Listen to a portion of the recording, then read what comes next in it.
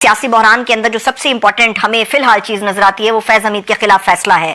ये जानना बड़ा जरूरी है कि जेयूआई की पूरी सियासत हम देखते हैं आइन के लिए बात करती है, पार्लियामेंट की बालादस्ती के लिए बात करती है। आपको लगता है कि जिस तरफ आप जा रहे थे या मौलाना फजलुर रहमान साहब क़यादत को लेकर जा रहे थे सबको, ये उसी सिमत एक बहुत बड़ी पेशरफ्त साबित होगी? ऐसा है कि इस वक्त जो मुल्क में 2024 से बहरान शुरू हुआ है, जो इलेक्शन जिस तरह से फज किया गया और उसके बाद जो जिस तरह हुकूमत बनाई गई या हुकूमतें बनाई गई इंक्लूडिंग खैबर पख्तूनख्वा, तो उसके बाद बहरान में मुसलसल हर रोज इजाफा हुआ है। और आप देख रही हैं उसका एक सबूत जो है, वो सबूत ये होगा कि मुल्क में अमन नहीं है। अमन जो है अल्लाह की नेमतों में से एक बड़ी नेमत है और वो नेमत जो है उससे पाकिस्तान के लोग महरूम होते जा रहे हैं। दूसरा जो है वो आपके यहाँ बेरोजगारी और कर्जों में इजाफा और इतना बेइंतहा इजाफा कि आपके आलमोस्ट कर्जे डबल होने जा रहे हैं। तो इसमें तरक्की का राह दिलाना और फिर साथ साथ जो है ना दस्तूर का सत्यानाश कर देना, ये वो हालात है जिसको जेयूआई तशवीश की नजर से देख रही है। ठीक है, बिल्कुल। लेकिन सर हम ये भी देखते हैं कि पाकिस्तान की पूरी सियासत में जब भी बात होती है, वन पेज की बात होती है कि जी सेम पेज के ऊपर हैं, सेम पेज के साथ जो है वो इदारे और हुकूमतें जो हैं वो आगे बढ़ रही हैं। इस फैसले के बाद आपको लगता है कि वो जो वन पेज की बात की जाती थी या सेम पेज की बात की जाती थी वो बाब अब बंद होने जा रहा है, या फिर अल्टीमेटली हम ये कह सकते हैं कि जी सेम पेज के जो मानी हैं वो अब तब्दील हो जाएंगे?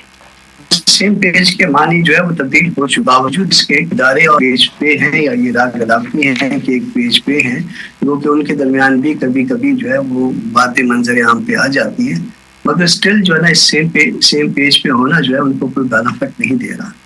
पहला मसला लेजिटिमेसी के हवाले से है, दूसरा मसला उसके बाद गवर्नेंस के हवाले से है, तीसरा मसला लोगों को दबाने के हवाले से है और इस तरह दबाने के हवाले से है कि इसकी मिसाल शायद आपको पाकिस्तान की तारीख में नहीं मिलती। इस तरह से किसी को प्रेस करना ये यकीनन जो है ना इससे पहले नहीं हुआ था। वो कि पाकिस्तान की तारीख इसी तरह की मिसालों से भरी भरी पड़ी है, मगर ये आज के हालात जो है ये उन सबसे ज्यादा जो है वो सख्त है।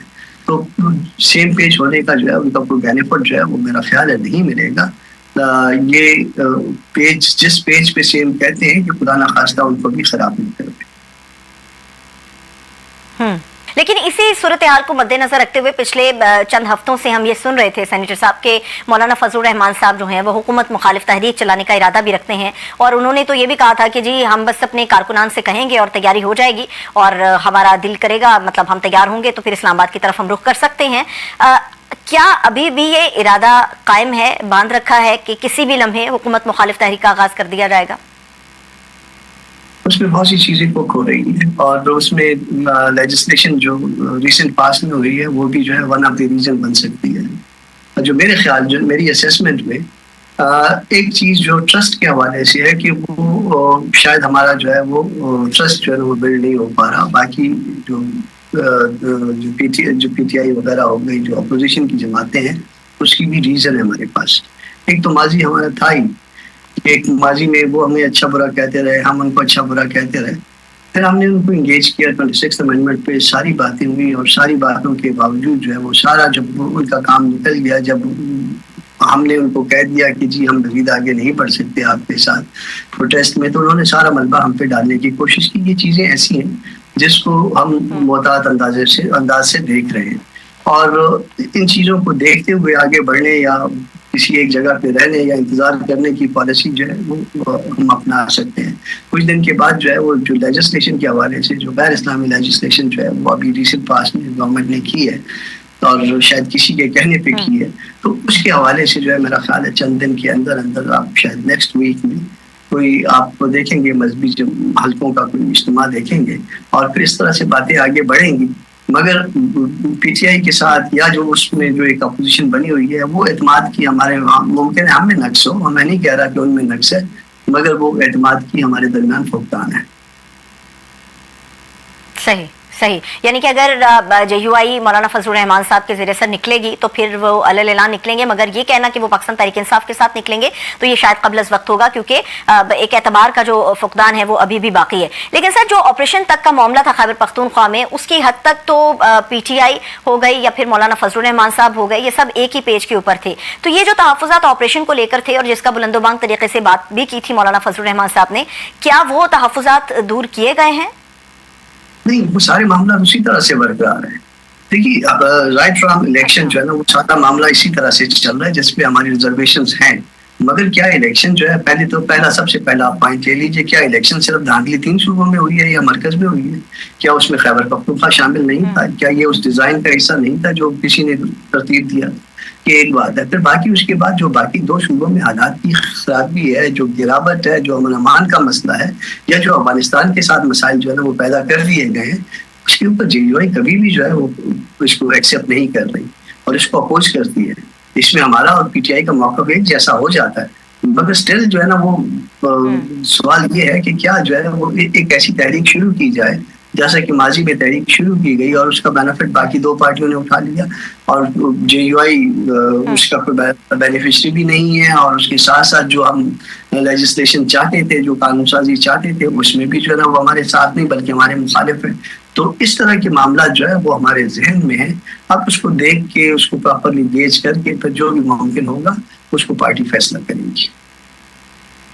ठीक है सर, ये तो बिल्कुल हमें नविश्ता दवार नजर आता है कि सिर्फ ये सिक्योरिटी ऑपरेशन तक का मामला नहीं है। ये जो गवर्नर राज के हवाले से, खैबर पख्तूनख्वा के हवाले से बातें आ रही हैं, चल रही हैं मुसलसल, जो हुकूमती रहनुमा है वो इसके ऊपर बयानात भी दे रहे हैं। ये सिर्फ ऑपरेशन तक का मामला नहीं है, इसमें पीटीआई की सियासत भी हो सकती है, ऑपरेशन तक का भी मामला हो सकता है। अगर ऐसा कोई कदम उठाया जाता है तो फिर जेयूआई का स्टांस क्या होगा? क्या आप इंडोर्स करेंगे इस कदम को कि ठीक है हम इसको एक्सेप्ट करते हैं, या इसकी मुखालफत में खड़े होंगे? क्योंकि ये बड़े जोर से आवाजें आ रही है कि गवर्नर राज की तरफ मामला जा सकता है। मौलाना साहब इसको रिजेक्ट कर चुके हैं ऑलरेडी, इसको एक्सेप्ट नहीं किया जेयूआई ने। मगर आप अगर कहें कि आपने चूंकि रिजेक्ट कर दिया तो उसके बाद जो ना वो उसके साथ निकल के फिर उनके साथ कोई तारीख इस हवाले से चलाएंगे, ये बात कबल अज़ वक्त होगी। उसकी एक रीजन है, वो रीजन ये है कि हम तो कह रहे हैं कि खैबर पख्तूनख्वा में भी इंतखाबात धांधली की वजह का प्रोडक्ट है और वहाँ पे भी वही कुछ हुआ है जो बाकी मुल्क में हुआ है। यहाँ पे डिजाइन जो है ना वो कुछ और तरह से किया गया था, वहाँ पे किसी एक शख्स को जो कि अब शायद नहीं है उसको लाने के लिए सारा एक तरतीब दिया गया था, और अब जो है ना अगर वो असेंबली जाएगी तो वो भी जाली असेंबली है जिस तरह से बाकी जाली असेंबली है। उसकी वजह से जो है ना हम ये नहीं कहेंगे कि इस जाली असेंबली के गिराने पे हम आपके साथ खड़े होते हैं और तारीख चलाते हैं, मगर हम गवर्नर राज की मुखालफत करेंगे और इसको हमने कहा भी है। ठीक है, ठीक है। अब पाकिस्तान तहरीक इंसाफ ने एक फैसला किया है, वो ऐसा लगता है कि 1-2 कदम पीछे हटने के लिए तैयार हैं। जो पॉलिटिकल रेजिस्टेंस का मामला था, अगर मैं सिर्फ आज के कोहाट के जलसे और उसकी तकारीर को बिल्कुल एक बिल्कुल अलग जगह पे रख दूं तो ऐसा लगता है कि असद कैसर साहब और जो दीगर सीनियर क़यादत है वो कई कदम पीछे आए हैं अपनी रेजिस्टेंस में। अब उन्होंने ये भी फैसला किया कि सर एक कौमी कॉन्फ्रेंस भी बुलाई जाएगी, तमाम जमातों को मदऊ किया जाएगा। क्या ये दावतनामा आप तक आया है? और इस कौमी कॉन्फ्रेंस का जो बेसिक या बुनियादी मकसद मैं कह लूँ वो क्या होगा? क्या आप लोग जाएंगे अगर ये दावतनामा आप तक आएगा? और इसके अंदर क्या सिफारिशात हैं जो मौलाना साहब की तरफ से पेश की जाएंगी? मेरे इल्म के मुताबिक, जो मेरा जाती इल्म है उसके मुताबिक तो कोई ऐसा दावतनामा जो है शायद नहीं मिला है, या अगर फर्ज करिए अगर मिला है तो मुझ तक कन्वे नहीं हुई बात। ये 22 के लिए कह रहे हैं, मगर 22 को जो है वो हमारा अपना कोई शायद मजहबी जब हल्कों का कोई शायद इकट्ठ है, तो मुझे नहीं पता कि उस मामले में जो है अब दोनों अगर ओवरलैपिंग हो रही होगी तो फिर क्या होगा। हमने ना क्योंकि मुझे ये इस हवाले से मैं कंफर्म नहीं हूँ कि कोई दावतनामा आया तो इसलिए मैं नहीं कह सकता कि मौलाना जाएं या मौलाना नहीं जाएंगे या पार्टी का कोई डेलीगेशन जाएगा या नहीं जाएगा। मगर उससे पहले जो है ना सवाल हमारे लिए ये है कि आपने 26 अमेंडमेंट में हमारे साथ, हमने आपको इंगेज किया, आपने पूरा जो साथ चले और उसके बाद सारा मलबा हम पे गिरा दिया। आप पहले इन चीजों की वजाहत करिए। आप ये नहीं है कि आपको जो ना मीठा मीठा आप और उसके बाद कड़वा जो है वो थू जिस वक्त वो कड़वा हो जाए आपका ये पता नहीं चलता कि आप किस तरह। आप पहले कह रहे थे कि आप एस्टेब्लिशमेंट से बात करेंगे सिर्फ, और अब जो है वो एस्टेब्लिशमेंट कभी बुरी हो जाती है कभी अच्छी हो जाती है। आपका स्टैंड वाज़ेह नहीं है। आप अपना पहले जो है ना वो बताएं कि आप किस तरफ है, किसके साथ हैं, किस समत में जा रहे हैं। जब ये समत वाज़ेह हो जाएगी तो फिर उसके बाद हम अपना तय करेंगे कि हाँ वाकई हम आपके साथ चल सकते हैं नहीं चल सकते। ये उसके बाद की बात।